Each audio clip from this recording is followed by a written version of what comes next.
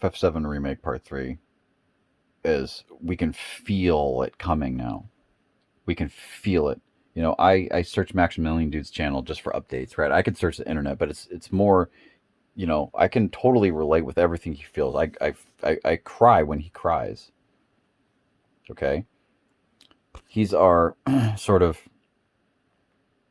he's our sort of, if you put your ear to a train track and if the train is coming, you can hear it, you can feel it, you can feel the vibrations from like a certain distance away. I don't know how. I'm not going to look it up. So it's great to hear from him. He is sort of the almost spokesperson for our hearts where that's concerned. Break time. Let's look at a pretty cat. Hey, pretty kitties. Hey, boofies. Hey, boofies. Hey, boofies. Not real talkative right now. Her mouth is busy. Let's talk about Lavos and Jenova. I had an idea for Chrono Trigger 3. Or, no, I guess it wouldn't be a Chrono Trigger 3. It would be, something, right? Where it's not, the initial idea isn't quite accurate. It's like Chrono in a spaceship hunting the Lavos. But what you really want is sort of like a Kyle Reese type situation, as in the Terminator, where they're on the offensive, right? Lavos is destroying worlds. We got to find, the calamity from another planet, destroy the planet it came to. What about Jenova, right? So you could use the same mentality for either one. It will work. It's an alien that came to the planet and wreaked havoc and caused death and destruction, etc.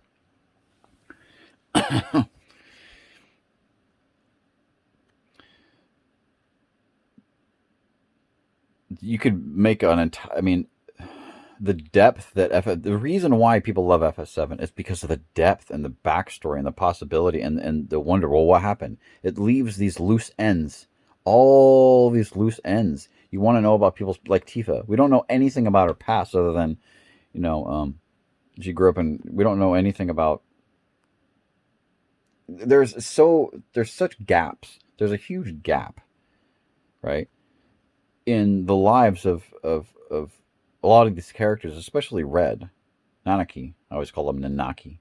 I prefer saying Nanaki, but that's not whatever. Hey guys, 500 years later. I mean, 500 years.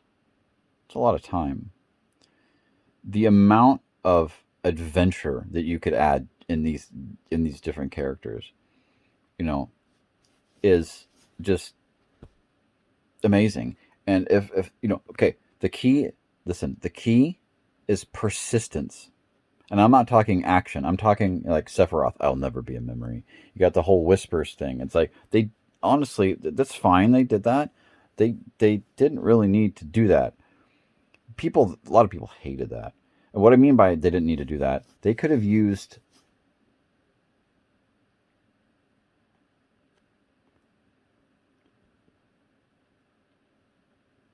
sort of Wraith clones.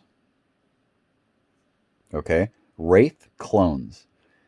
And that would have connected. See, the whispers were made up for this. That's why I think people have an issue with that. It's like, oh, what is this? A new element? People don't want a new element. And Sephiroth showed up so early. They could have shown him, shown an enigmatic third person kind of perspective of someone, almost third person, just like you can sort of barely see them off screen, right? They're like looking.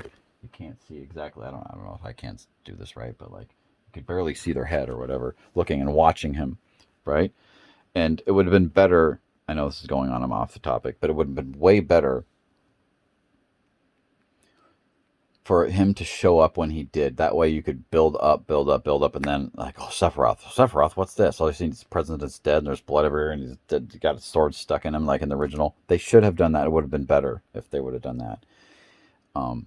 I understand that they needed to explain that a certain thing was happening. I believe that they should have waited until the second game.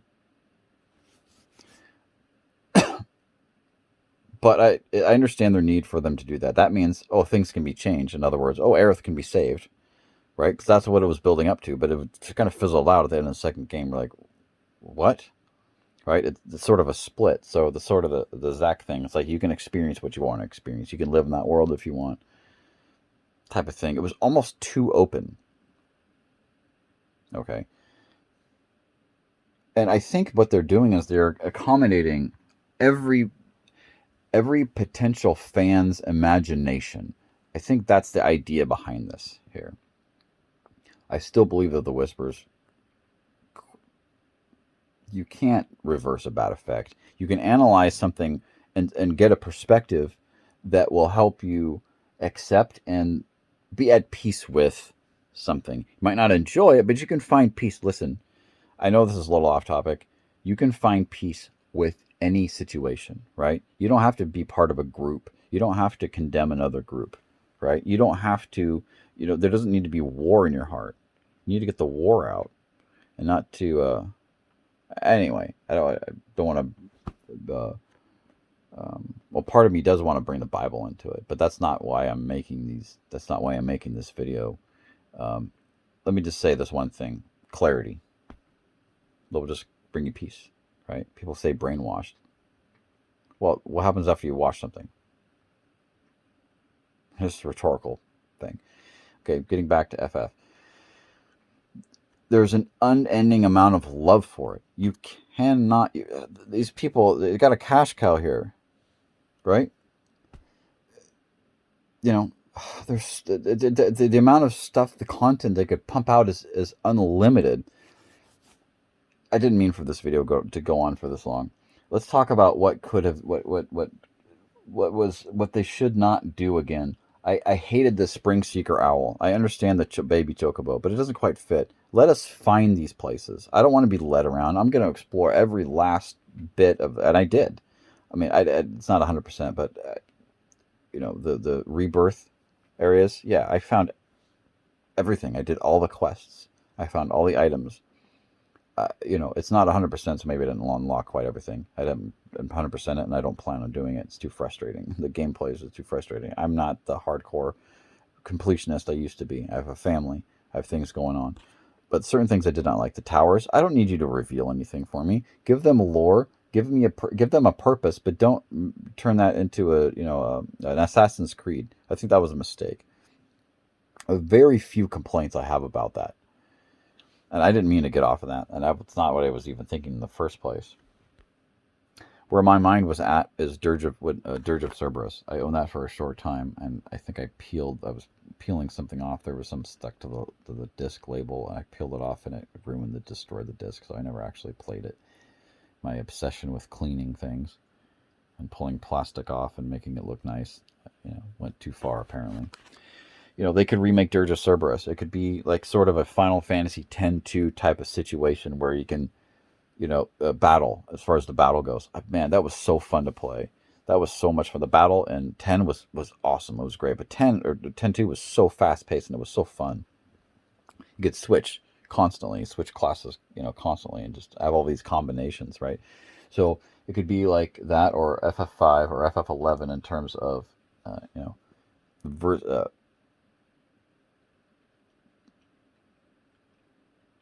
playability variety. Okay. I've watched videos on it. I heard it was trash. Did I play it? I think I downloaded a ROM because I owned it legally. So I think I downloaded a ROM and tried to play it for a few minutes. I just hated it. It was just trash. But my point is they could remake it and make it good, right? They take elements from it. They don't, it's like, oh, well, let's remake this. No, they rebuild a whole new game and get really picky with what they put in it and just make a whole new experience, right? Different genres, right? Old school. They could make. I'm not thinking specifically Octopath Traveler. I'm just coming up with examples of the things they could do. If it's not a gacha game and if it's not a mobile game, I'm not saying they don't make money. But we need core food that continues it. Okay, now it's kind of let's analyze something for a minute. Do you know why they come out with Toy Story movie every few years? Well, it makes money. Yeah, but you know what makes the most amount of money? Merchandise. Merchandise makes more money than than ticket sales, because the movie itself costs so much to make. It takes months, sometimes years to go through the whole process, write a script, take sort of a, how you measure the wind. You'd lick your finger, you put your finger up, and you can feel the wind more easily because it's, it makes you more sensitive. The wetness on your finger makes you more sensitive to the wind chill factor, and so you can find out where that's coming from. So you have to get in touch with society and where people are at, what their needs are, where their minds are, where their concerns are, where their hopes are, and take and be sensitive to that. And I'm talking about the general public. I'm not talking about the belligerent people or the loudest voices. I'm talking about the quietest voices. The quietest voices tell the greatest stories because they're guarding that precious thing. They're guarding, right? And if they're guarding, they have the peace to observe. And if they're observing, they have a lot of data. And it's useful. It's in touch, right? That's why we like Max. He's in touch. I also watch another YouTube channel. It's Jesse's Auditorium. I highly recommend it. The guy's just,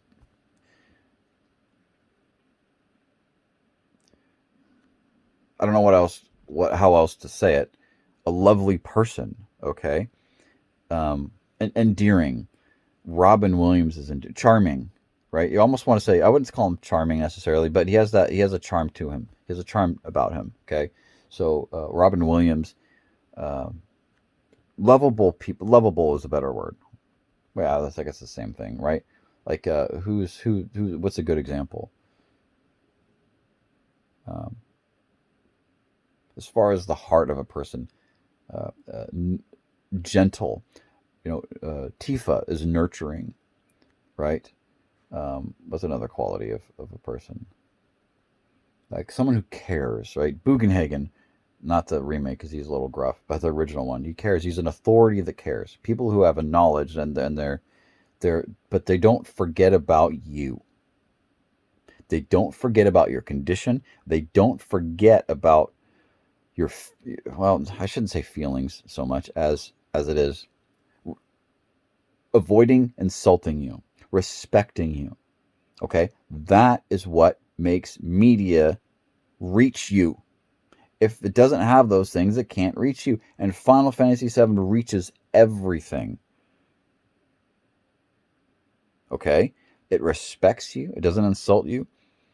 It doesn't drag you out. I mean, you can grind in the game and destroy yourself, but that's your approach, okay?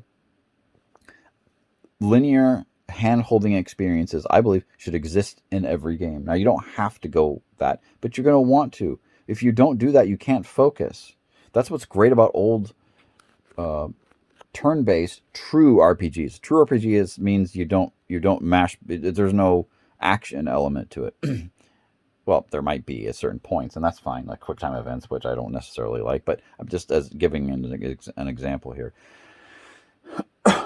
FF7 devs were in touch.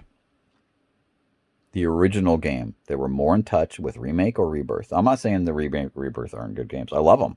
I played through Remake, I don't know, 4 times. On my, I've full playthrough of Rebirth, and it's great, but it's missing something. Listen, I'm reminded of Star Trek Enterprise. You know why that sucked? There was no authority. There was no authoritative figure, which means you can't be a part of anything. There's nothing to be a part of, right? There's no authority. There's no receptivity, and there's no, how would you say, are you talking now, Poofies? Yeah. And there's no one to care about. Right? You understand? So we got Picard. We have our in Star Trek Next Generation. We have Picard. We have us, who's along for the ride, and there we have Wesley, for example, someone who's more mature than us, someone who's less mature than us. Where's the accommodation? It's not so much about relatability as it is accommodation. Okay, FF7 accommodates everything. It doesn't give you too much. It doesn't preach at you like FF16 did. I hated the game. The first, 5 to 8 hours, if I remember correctly, all the way up to the first Garuda fight. Then it just kind of got weird. Like there's so many. I wrote a script about FF16. I should go back. I should go make the video on it because it's honest and it says this is bad. Here's why, right?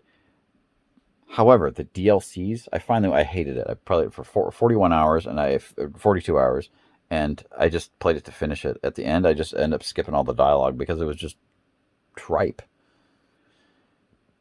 Or was it trite? I don't know. I got to look up those words.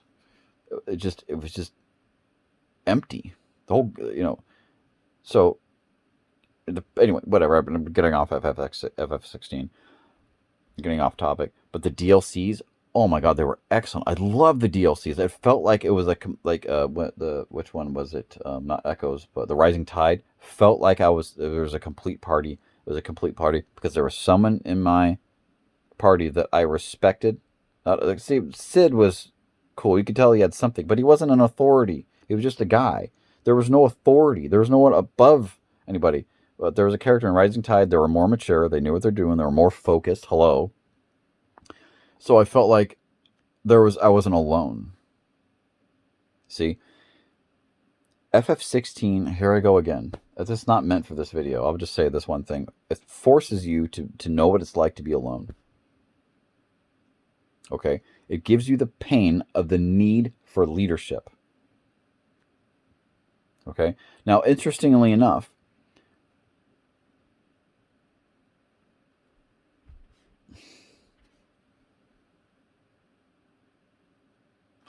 in a way, that's what Cloud goes through. Because there are people that are fighting for something that that are committed to each other. But he himself, the issue that he needs to face, only he can do. However, he has support. Okay? I see parents as bookends, right? You got one on here, you got one on this side, you got the one on the other side.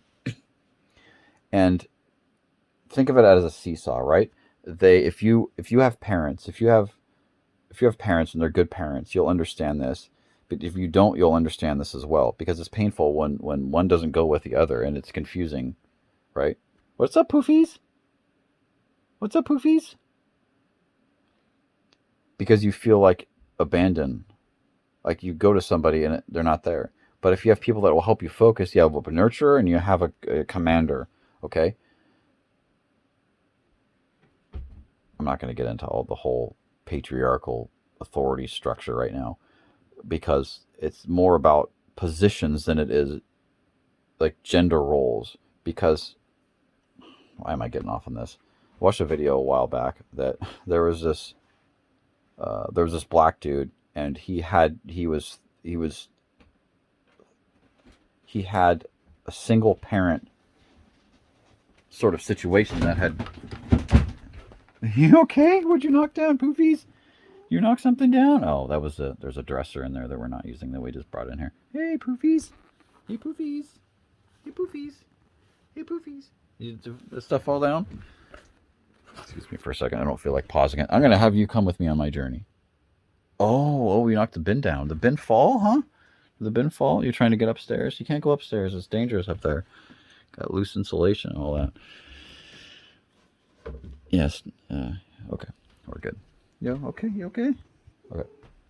You're gonna make some noise? You gonna purr for the camera? Brrr. You gonna purr for the camera? Huh? No.